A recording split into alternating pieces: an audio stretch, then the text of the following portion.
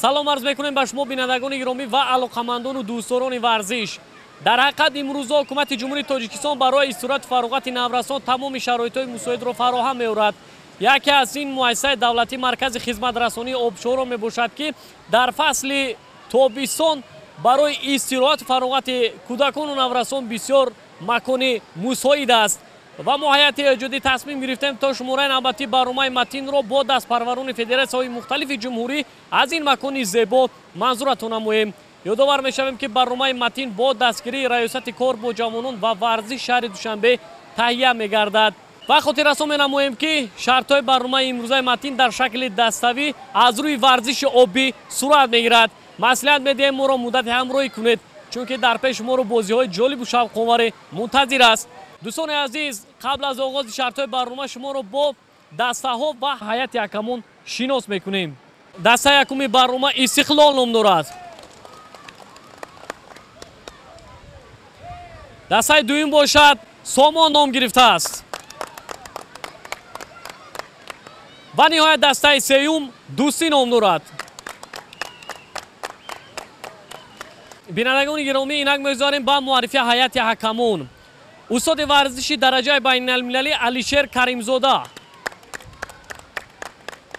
устоди варзиши ҷумҳурии Тоҷикистон довари дараҷаи ҷумҳуриявӣ Супон Олимов,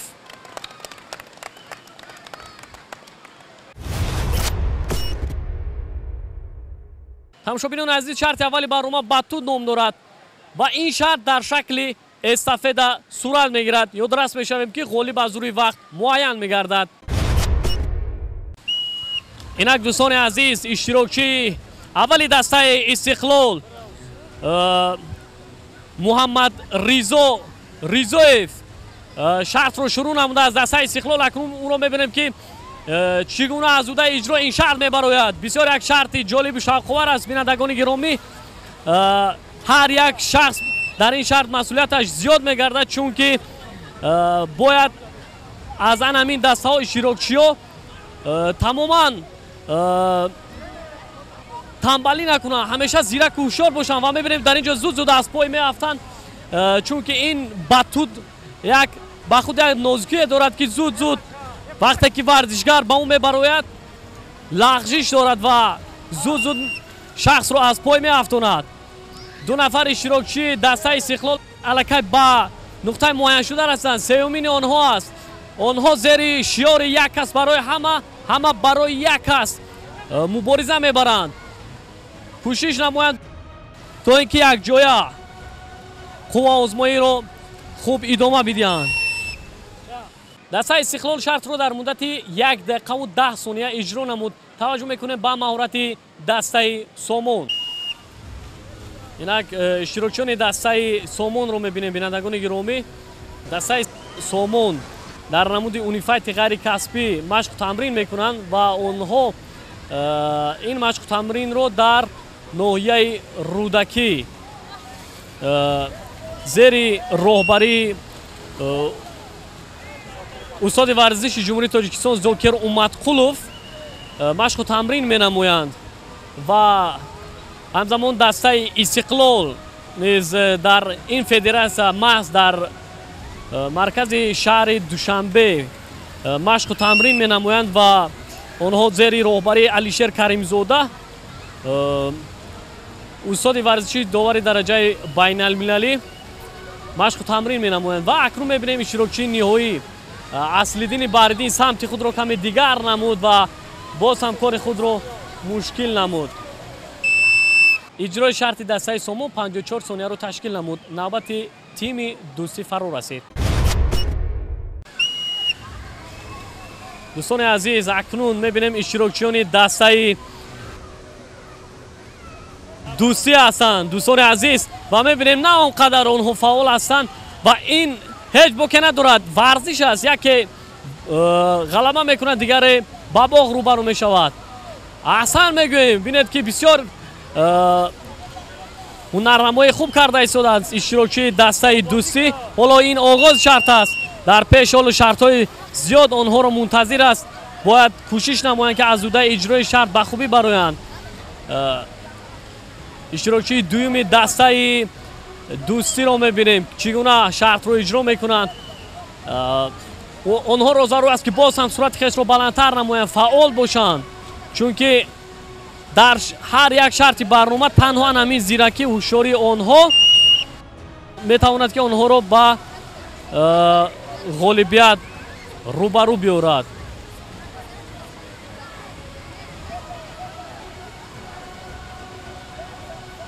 و دوستان عزیز وقت هم زیاد رفته ایستاده است.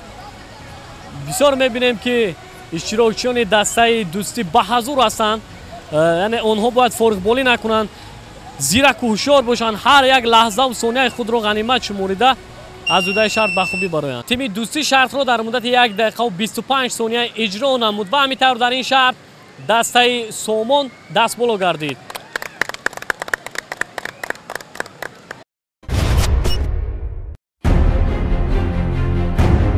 چون در شرط اول دسته سامان بیشتر چالاکی و هوشیاری نشان داد، به گرفتن 10 خال مشرف شد. تیم استقلال که شرط را در مدت 1 دقیقه و 10 ثانیه اجرا کرد، لایق 9 امتیاز گردید. دسته دوستی با 8 خال در خط سوم جدول موقع گرفت.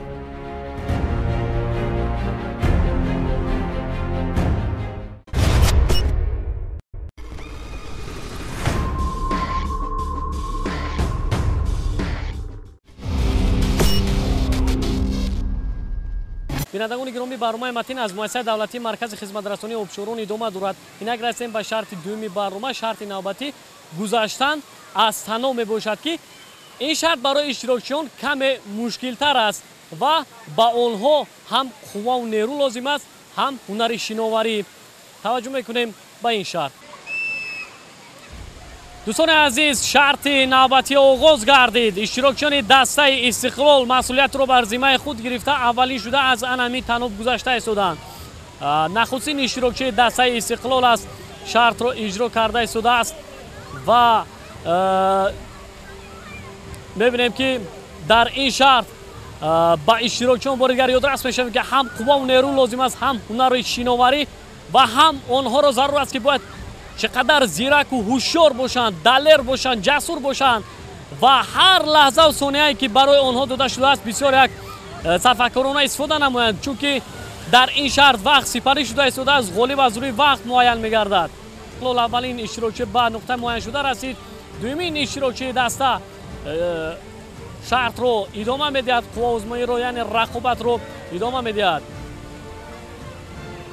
بینندگان گرامی خاطر رسان می‌نماییم که برنامه متین با دستگیری ریاست کار با جوانان و ورزش شهر دوشنبه از مؤسسه دولتی مرکز خدمت رسانی آبشاران منظور شما گردیده شده است و محضراً همین مرکزی مؤسسه دولتی مرکز خدمت رسانی آبشاران تمام شرایط‌های مساعد فراهم آورده شده است. تمام کودکان و نورسان می‌توانند که در فصل تابستان در همین فصل می‌توانند که اومده به این مکان زیبا با شناوری مشغول شوند، استراحت و فراغت نمایند و در برابر استراحت فراغت نمودن با تازگی رعایت نمایند، چون که در مؤسسه دولتی مرکز خدمت رسانی آبشاران تمام شرایط‌های مساعد، تمام تجهیزات‌های نو و زمانوی برای دلخوشی کودکان و نورسان مجهز گردانیده شده است.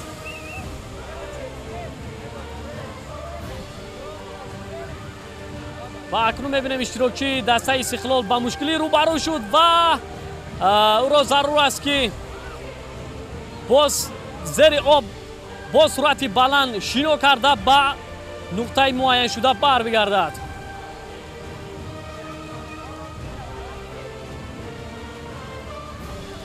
اینک محمد ریزا شرط را اجرا میکند. آفرین میگوییم، بسیار یک هنری خوبی ورزشی خود را نشان داده ایستاده است. همین گونه باید هر یک ورزشگر شرط را اجرا نمایند.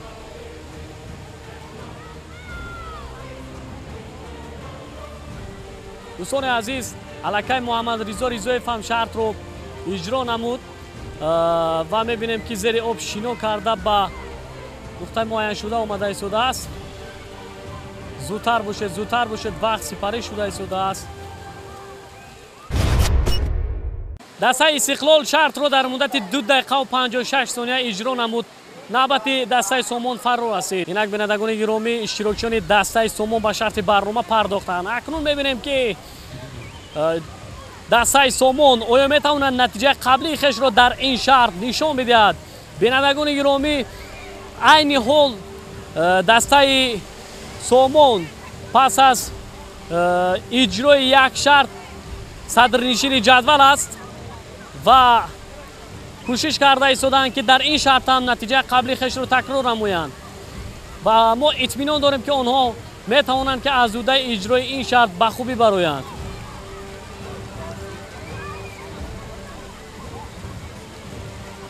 иштирокчии аввали даста бисёр вақти тӯлониро пушти сар намуд ва аллакай ба хати марра, яъне ба нуқтаи муайяншуда расид. инак иштирокчии дуюми даста шартро идома медиҳад. бори дигар хотиррасон менамоем ки онҳо зери шиёри як кас барои ҳама барои як кас мубориза мебаранд. як нафари онҳо агар дар шарт зиракӣ ҳушёриро аз даст бидиҳад, метавонад тамоми меҳнати дастаро барбод бидиҳад. бинобар ин онҳо бояд устувор бошанд. дӯстони азиз, бинобар ин онҳо бояд устуворона дар ин шарт мубориза баранд. офарин мегӯем ва мебинем ки бисёр як ҳунари шиноварии хуберо иштирокчии дастаи сомон нишон дод. акнун Аслиддини Баҳриддин, иштирокчии сеюми даста шартро иҷро карда истодааст. ӯро зарур аст ки бояд бо суръати баланд ба хати марра бирасад.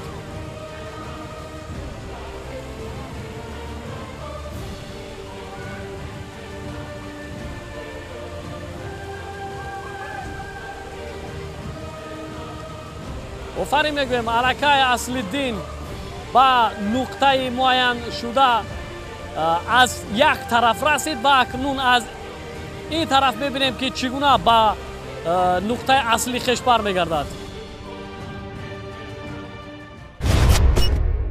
дастаи сомон шартро дар муддати 2 дақиқа ва 18 сония иҷро намуд. навбати дастаи дӯстӣ фаро расид. инак дӯстони азиз, дастаи дӯстӣ шартро иҷро карда истодааст ва мебинем ки ҳафти дигар натавонист ки шартро идома бидиҳад. иштирокчии дуюми дастаро мебинем чӣ гуна шартро иҷро мекунад. зудтар бошед. офарин мегӯем. ана акнун мебинем иштирокчии навбати, мутаассифона ин варзишгар ҳам афтид. хуб мебинем дӯстони азиз, ин шарт барои онҳо он қадар омад накард. шояд иштирокчии сеюм тавонад ки то охир мубориза барад. зудтар бошед, зудтар бошед. албатта дӯстони азиз, ва мебинем сеюмин иштирокчи ҳам аст натавонист ки то охир шартро иҷро намояд. бинандагони гиромӣ, дастаи дӯстӣ ҳарчанд кӯшиш намуд, вале шартро бенатиҷа анҷом дод.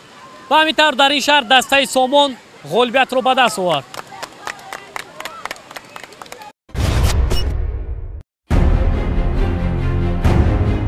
дар шарти дуюми барнома аз иштирокдорон қобилияти ҷисмонӣ ва ҳунари шиноварӣ талаб карда шуд. ба ҳамин тарз дастаи сомон ба мисли пешин шартро дар сатҳи хуб иҷро карду шумораи холҳояшро ба 20 расонид. дастаи истиқлол дар ин шарт ҳам дуввумин шуда ба хати марра расид. дар ҳоли ҳозир ин даста 18 имтиёз дар ихтиёр дорад.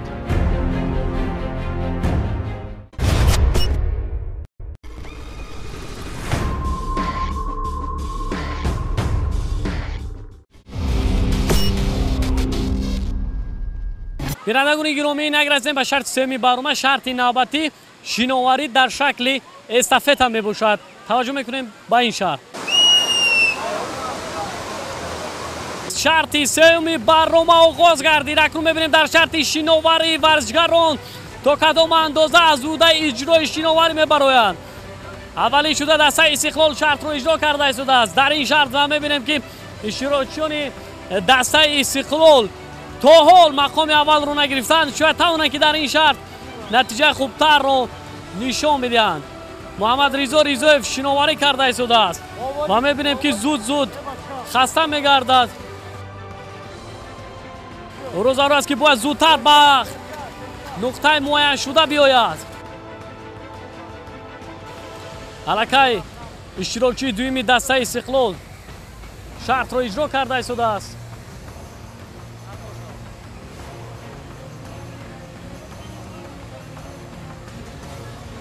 زودتر باشید، زودتر باشید. بینندگان گرامی، گفتم با مورد است که شناوری هم برای سلامتی بسیار یک تاثیر مثبت میرساند.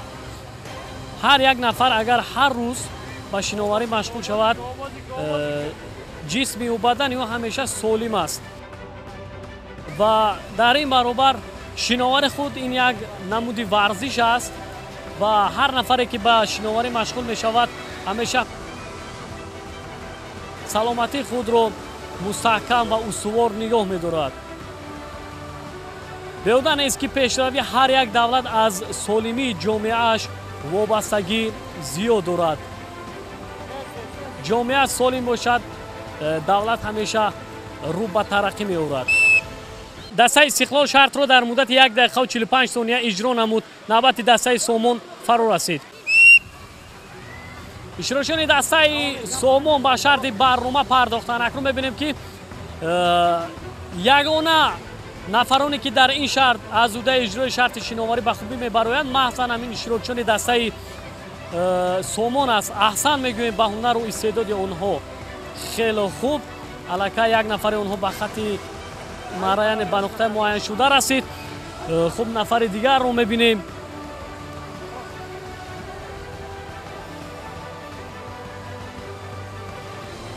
نفر دوم الکی به نقطه معین شدن نزدیک شده ایستاده است.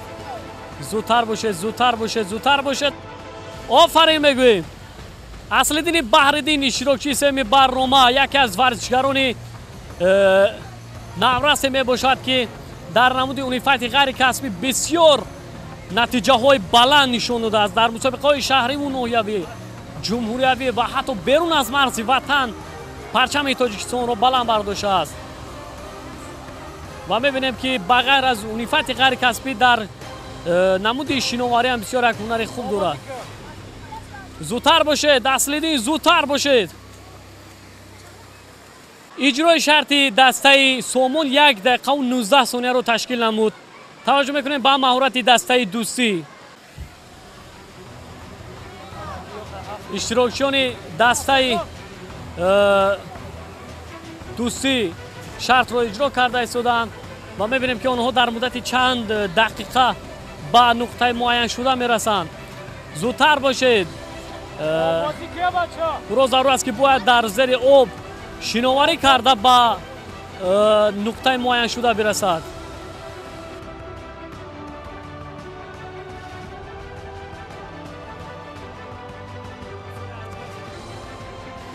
و میبینیم که نه اونقدر این اشتراکچیان فعال است و گفتم با مورد است که آنها بار اول است که در این نمودی ورزش شناوری قوا و نیروی خود را، هنر و استعداد خود را سنجیده ایستادند و فکر میکنم هیچ باکی ندارد.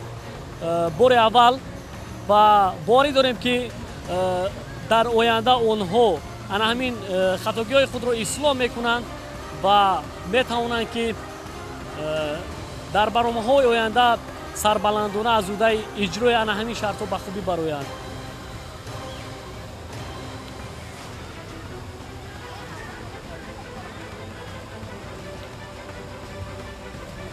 الکی اشتراکچی دویمی دسته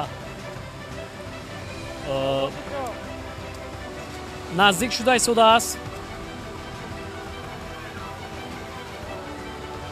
اشتراکچی سوم رو میبینیم که چگونه شناوری میکنند. حالا آنها نوآموز هستند ولی میبینیم که با این نگاه نکرده باز کوشش کرده ایستادند که زودتر به خط مرا برسند.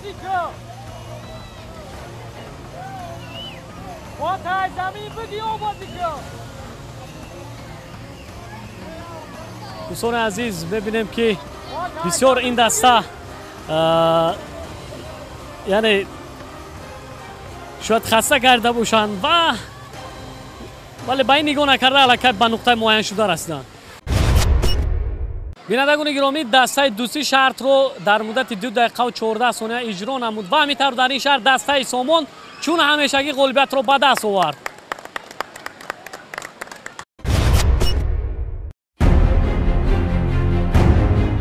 پس از انتخاب شرطی سیوم که شناوری بود دسته سامان برتری را از دست نداد و موقعش را در صدر جدول استوار گردانید. تیم استقلال با 3 گل کمتر در خط دوم جدول جای گرفت. دسته دوستی دارای 24 گل است.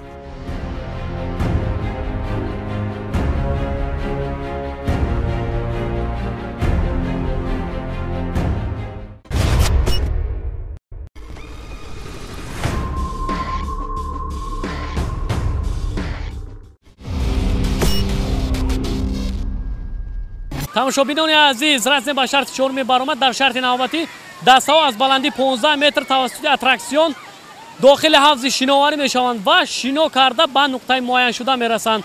غالب از روی وقت معین می گردد. بینندگان گرامی اینک اشتراکچیان دسته استقلال شرط را شروع نمودند با سرعت بلند از بلندی 15 متر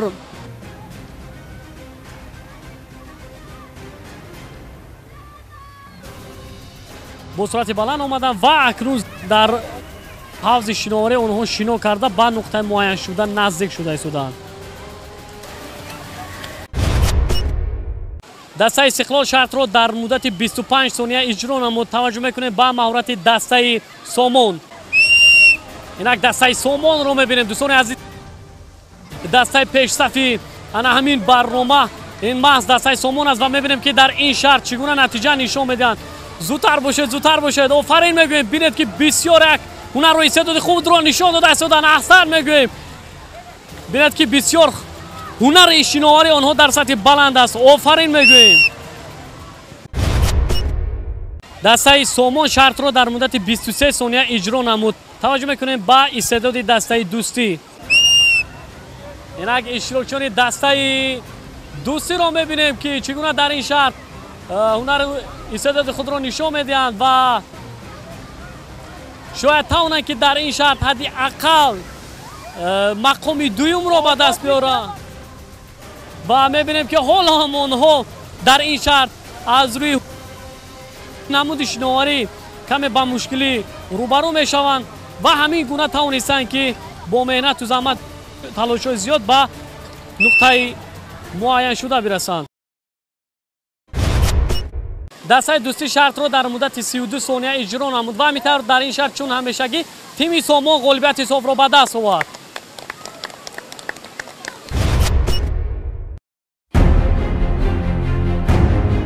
در شرط چهارمی برنامه هم دسته سامان بیشتر فعالمندی نشان داد. عین زمان این دسته صاحب 40 امتیاز است. تیم استقلال با 36 گل موقعش را در خط دوم جدول نگاه داشت. دسته دوستی با 32 گل مقام سوم را از آن خود کرد.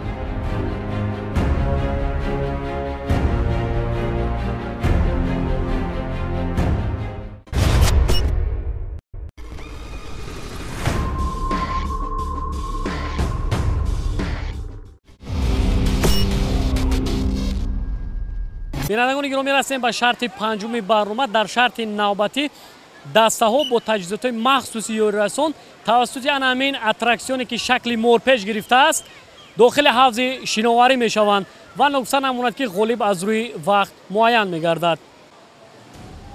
اینک دوستان عزیز اشتراکچیان دسته استقلال الکی شرط رو شروع نمودند. اکنون میبینیم که در مدت چند ثانیه شرط رو اجرا میکنند و در این شرط توسط همین اترکسیون شکل مورپیچ گرفته با تجهیزات مخصوصی یاری رسان با حوض شناوری داخل می شوند و سپس شنا کرده به نقطه معین گرده می رسند. الکی نزدیک شده ایستادند و می بینیم که چگونه به خط مرا نزدیک می شوند. آفرین می گوییم. خیلی خوب شرط رو اجرا نمودند. دسته استقلال شرط رو در مدت 40 ثانیه اجرا نمود. توجه میکنیم به استعداد دسته سامان.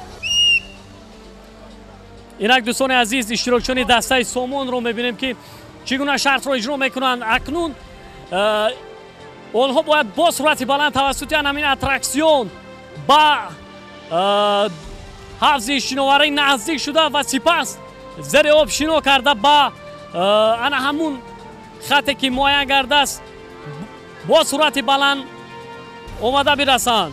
دوستان عزیز بینید که در همین مرکز خدمت رسانی آبشاران انا همین گونه اترکسیون های شوق‌آور مجهز گردانیده شده است که کودکان نورسان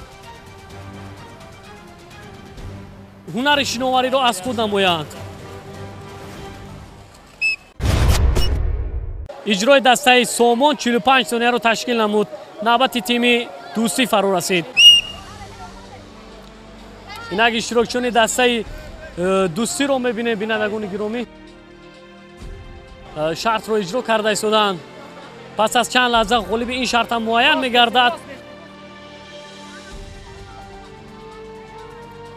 ثانیه ها سپری شده ایستادند. شاید تواند که دسته دوستی در این شرط تا یک اندازه نتیجه بهتر نشان میدهد.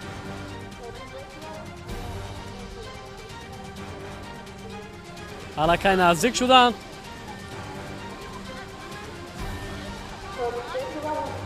آفرین میگویم، آفرین، خیلی خوب به خط مرر هستند. تماشابینان عزیز دسته دوستی شرط را در مدت 42 ثانیه اجرا نمود و همینطور در این شرط دسته استقلال غالب آمد.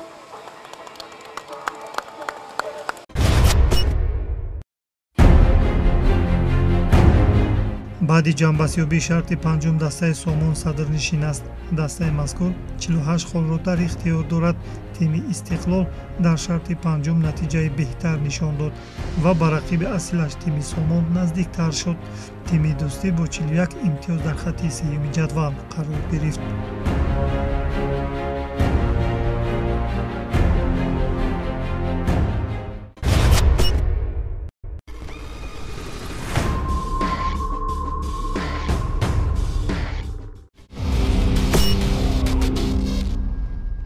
тамошобинон азиз ҳастем ба шарти ниҳоии барома. дар шарти навбатӣ дастаҳо шартро бо таҷҳизоти махсус ёрасон дар шакли эстафета мегузаронанд. нахуст шуда аз дастаҳо якнафарӣ, аз дастаи истиқлол муҳаммад, аз дастаи сомон сунат ва аз дастаи дӯстӣ билол шартро шурӯъ мекунанд.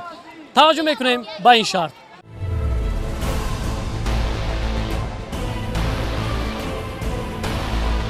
дӯстони азиз, гуфтам ба маврид аст ки албатта дар ин макон тамоми шароитҳо мусоид аст ва ҳар гуна бозиҳои ҷолибу шавқовар гузаронидан бисёр муносиб аст. ва бори дигар хотиррасон менамоем ки барномаи матин бо дастгирии раёсати кор бо ҷавонон ва варзиши шаҳри душанбе таҳия мегардад ва дар ин шаҳр дастаҳо аз федератсияҳои мухталифи ҷумҳурӣ иштирок карда истоданд.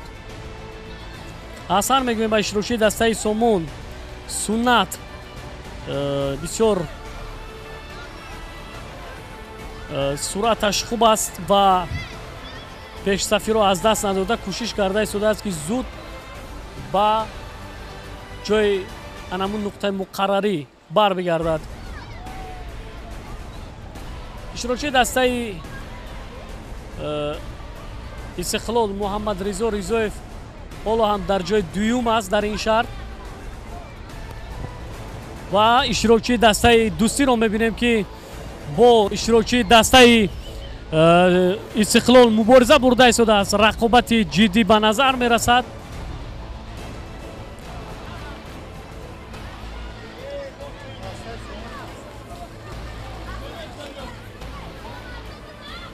инак аз дастаи сомон аслиддини баҳриддин шартро идома медиҳад.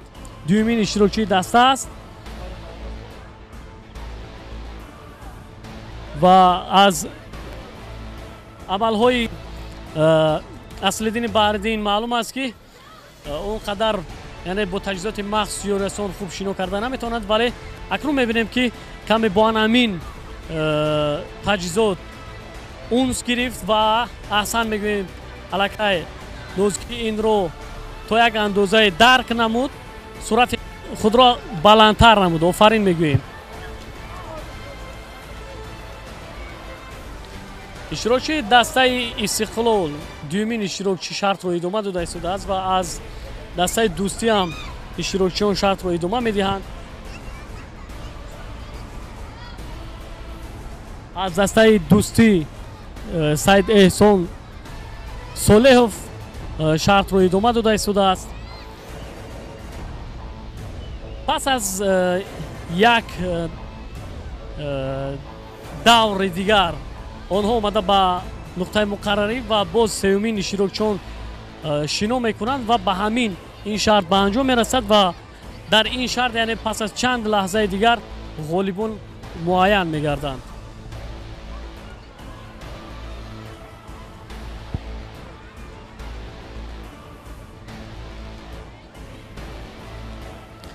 دوستان عزیز، البته در فصل تابستان مکانی بسیار هم مناسب محض همین مرکز خدمت رسانی آبشاران است که بینید که تمامی کودکان و نورسان مخصوصا در تعطیل تابستانه آنها وقت خود را در همین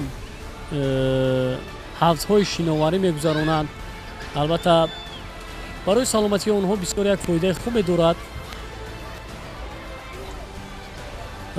البته در اینجا آنها وقتی که به شناوری مشغول میشوند تحت نظارت شخصان مسئول، یعنی شخصانی که کمک میرسونند در همین مرکز خدمت رسانی آبشاران با کودکان و نورسان، یعنی در وقتی شناوری کردند، یعنی اون نفرانی هستند که هر یک لحظه و ثانیه با شناوری هر یک کودکان و نورسان دقت مخصوص میدهند تا اینکه آنها در زیر آب غرق نشوند. و این حوضهای شناوری گفتم با مورد است که مخصوصا برای نمی کودکان و نورسان است و برای شناوری اونها اونقدر خطرناک هم نیست، چون که بسیار یک حوضهای هستند که مناسب هستند برای اونها. ولی به هر حال مرکز خدمت رسانی آبشاران شخصان مسئول رو در اینجا وابسته کردند که همیشه هر یک لحظه و ثانیه اونها نظارت میکنند. این هم خوب است دوستان عزیز، بسیار یک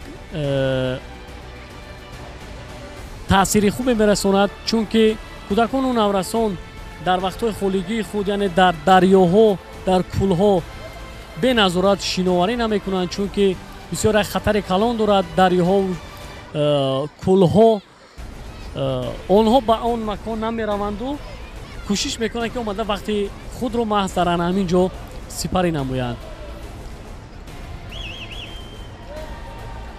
تماشابینان عزیز، بار دیگر خاطررسان مینموییم که برنامه متین با دستگیری ریاست کار با جوانان و ورزش شهر دوشنبه تهیه میگردد.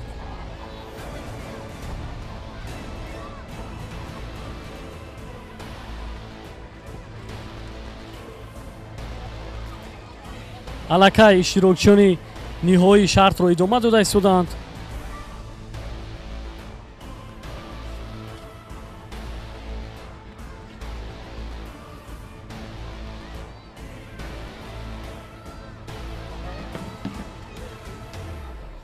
اکنون دوستان عزیز میبینیم که اشتراکچیان در همین لحظه هایی که حل شونده است برای غالبیت صف رو به دست آوردن باید کوشش نمایند که بسیارتر تلاش کنند، زحمت کشند، چون که هر یک آنها امروز هدفشون غالب شدن در برنامه متین است و برای غالبیت صف رو به دست آوردن باید هر یک نفر کوشش نماید، مهنت کند. هر نفری که مهنت کند بالاخره به مقصد اصلی خیش میرسد.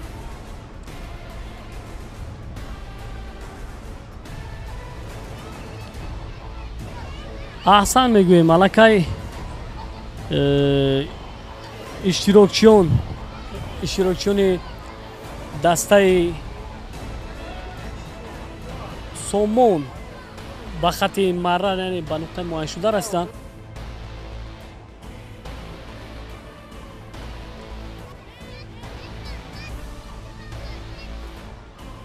الکه اشتراکچیان دسته سومون شرط رو سربلندانه پشت سر نمودند.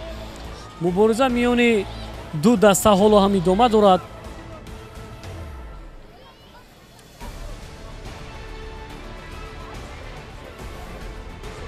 ин ҳам бошад дастаи Истиқлол дуюмин шуда ба хати марра наздик шуда истодааст ва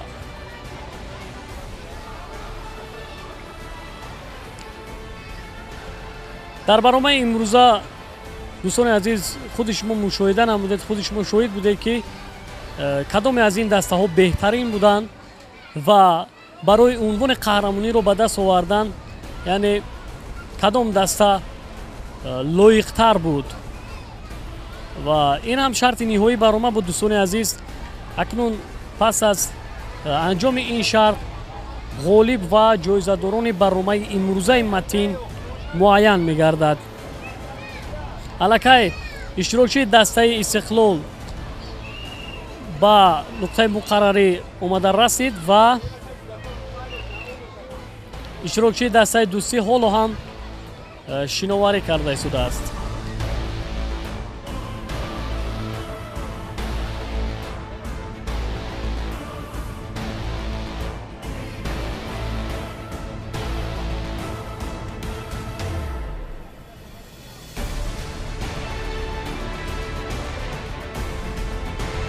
аллакай дӯстони азиз, ин иштирокчии дастаи дӯстиам пас аз лаҳзаҳои интизорӣ, пас аз лаҳзаҳои тӯлонӣ ба нуқтаи муайяншуда расиданд.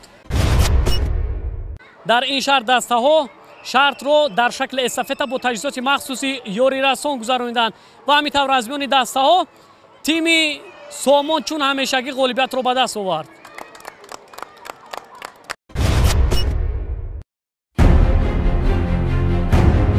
дар шарти ҳалкунанда тими Сомон пешсафиро аз даст надоду дар маҷмӯъ соҳиби 58 имтиёз гардид ки ин натиҷа ба дастаи Истиқлол дастнорас шуд.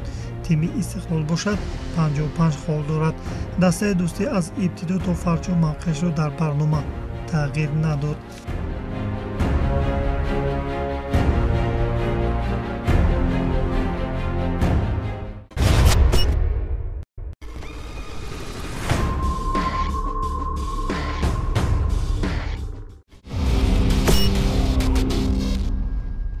дӯстони азиз, пас аз иҷрои шартҳои барномаи матин ғолиб ва ҷоизадорон муайян гардид. зинаи сеюми барномаи матинро дастаи дӯстӣ касб намуд. офарин мегӯем ба дастаи дӯстӣ, бо кӯшишу талошҳои зиёд тавонистанд ки мақоми ифтихориро аз они худ намоянд. аҳсан мегӯем.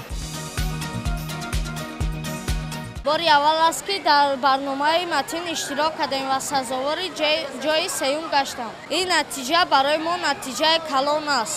шартҳо барои мо фаҳмо буд. фақат мо дар шарти дуюм хеле мушкилӣ кашидем. мо шиновариро дӯст медорем ки мехоҳем ҳамавақт солим бошем. мақоми дуюмро дастаи Истиқлол касб намуд.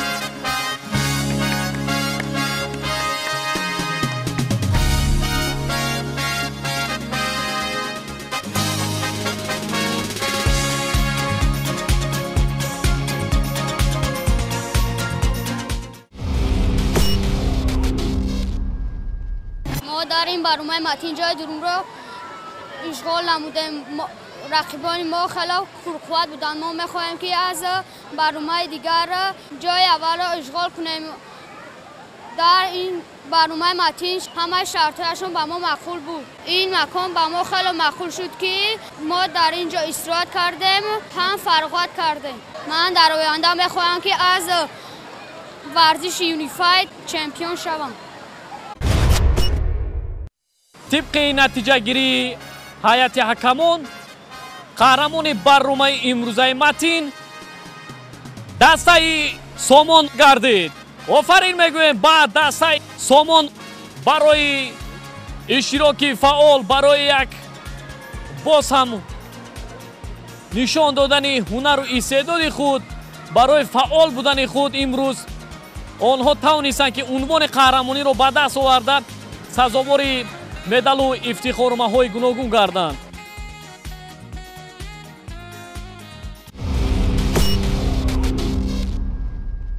мо дар ин барнома جای یکم را گرفتیم و خیلی این برنامه به ما پسند آمد. ما میخواهیم که باز هم در دیگر هم خیلی برنامه جای اول را گیریم. اطمینانی کامل داریم که برنامه امروزه متین به شما نیز پسند آمد. خیر تا برنامه آینده.